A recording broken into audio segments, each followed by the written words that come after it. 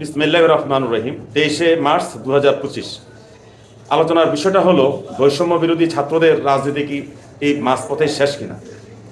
আসলে মাঝপথ বললেও ভুল হবে, বলা চলে যে ট্র্যাকে তারা যখন দৌড় শুরু করেছে কয়েকটা স্টেপ যাওয়ার পরে তারা এখন হোঁচট খাচ্ছে। আজকে আবার সারজিদ আলমের একটা আমরা পোস্ট দেখলাম। গত দুদিন হাসনাত আবদুল্লাহকে তো আমরা বাংলাদেশে নেলসন ম্যান্ডেলা বানিয়ে ফেললাম, যে ওয়াকার না হাসনাত হাসনাত হাসনাত। আজকে আবার সারজিদ আবার পোস্ট দিল। তার 3 দিন আগে আবার উপদেষ্টা সজীব মোহাম্মদ আসিফ ভুঁইয়া বলে নামটা, তিনি একটা দীর্ঘ সাক্ষাৎকার দিলেন।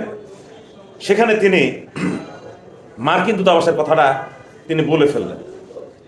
তার মানে পরিষ্কারভাবে যেটা বোঝা যাচ্ছে যে আমাদের যে বৈষম্যবিরোধী ছাত্র নেতা যারা এনসিপি যে দলটা তারা করেছে, এরা একটা হতাশায় ভুগতেছে এবং এদের মধ্যে কোনো রাজনৈতিক বোঝাপড়া নেই। এরা এক একজন এক একটা কথা বলে, এটা হওয়াটা স্বাভাবিক। হাসিনা বিরোধী আন্দোলনে বাংলাদেশের সব পেশার মানুষ চেয়েছে যে শেখ হাসিনার পতন হোক। ইভেন আওয়ামী লীগের একটা অংশ চেয়েছে যে না, একটু ক্ষমতার স্বাদটা পরিবর্তন হোক, যদি তারা প্রকাশ্যে বলেন। ওই সময় এরা ভূমিকা রেখেছে, ভালো কথা, কিন্তু রাজনীতির ক্ষেত্রে এরা চরম ব্যর্থতার পরিচয় দিয়েছে। এর কারণটা হলো, আমি যেটা মনে করি, এদের উপরে 2টা শক্তি ভর করেছে। যে পিনাকি ভট্টাচার্য, ওনাকে আবার উল্টাপাল্টা কিছু বলা যাবে না, তাহলে উনি আবার গালমন্দ করে। উনি করতেন বাম সংগঠন। ফরাদ মাজার, তিনি আজীবন এরা বাম সংগঠন করেছেন। তারা একটা বিপ্লবের স্বপ্ন দেখছেন যে রাশিয়া এবং চীনের স্টাইলে বাংলাদেশে একটা বিপ্লব হবে, কিন্তু তারা তাদের এই জীবনে তারা বিপ্লব করে, বিপ্লবটা তারা এখনো আর সম্ভবই না। বাংলাদেশে একটা কমিউনিস্ট বা সমাজতান্ত্রিক বিপ্লব বাংলাদেশ সম্ভব না। তারা এখন এই ছাত্রগুলোর একটা অংশের উপর তারা ভর করেছে। তারা মনে করে তাদের যে চাহিদা, তাদের যে আকাঙ্ক্ষা, তারা এই ছাত্রদেরকে দিয়ে পূরণ করবে। অনেকটা দেখা যায়, অনেক বাবার একটা ইচ্ছে ছিল জীবনে হাফেজ হবে, সে হাফেজ হয়নি।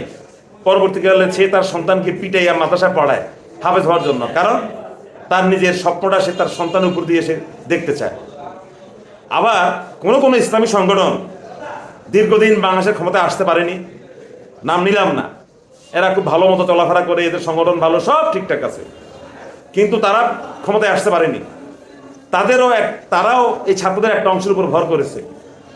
এই ছাত্রদেরকে বাম এবং কিছু ইসলামিস্ট দল এরা যৌথভাবে 2 জন 2 কর্নার থেকে বিএনপির বিরুদ্ধে দাঁড় করিয়েছে। এখন অনেকে বলবেন যে বিএনপি তো দুর্বল পার্টি। আমি সব স্বীকার করি ভাই, মির্জা ফখরুল সাহেব থেকে শুরু করে এরা সব ভীত, আমি সবার কথা স্বীকার করি। কিন্তু সমাজতান্ত্রিক যারা কমিউনিস্ট, তারা চেয়েছে ছেলেদেরকে দিয়ে তাদের স্বপ্ন, কমিউনিস্ট স্বপ্ন বাস্তবায়ন করতে। আর ইসলামী দলগুলো চেয়েছে এই ছাত্রদের মাধ্যমে দেশে একটা ইসলামী আবহাওয়া, একটা জেহাদি মনোভাব, একটা খেলাফত রাষ্ট্র কায়েম করার জন্য।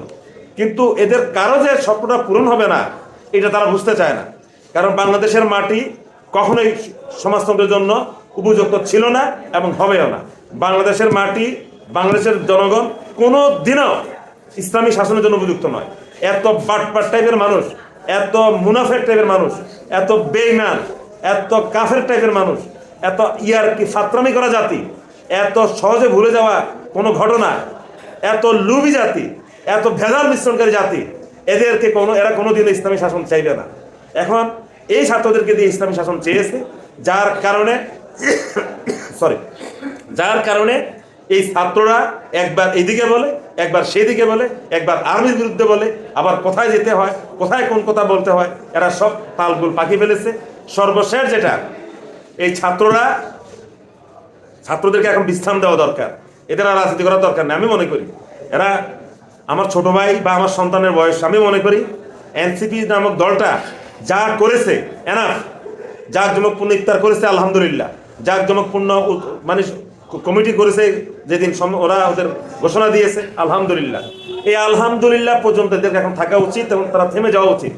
এদের আর সামনে এক কদমও আর যাওয়া উচিত নয়, কারণ এদেরকে আর কেউ বিশ্বাস করবে না।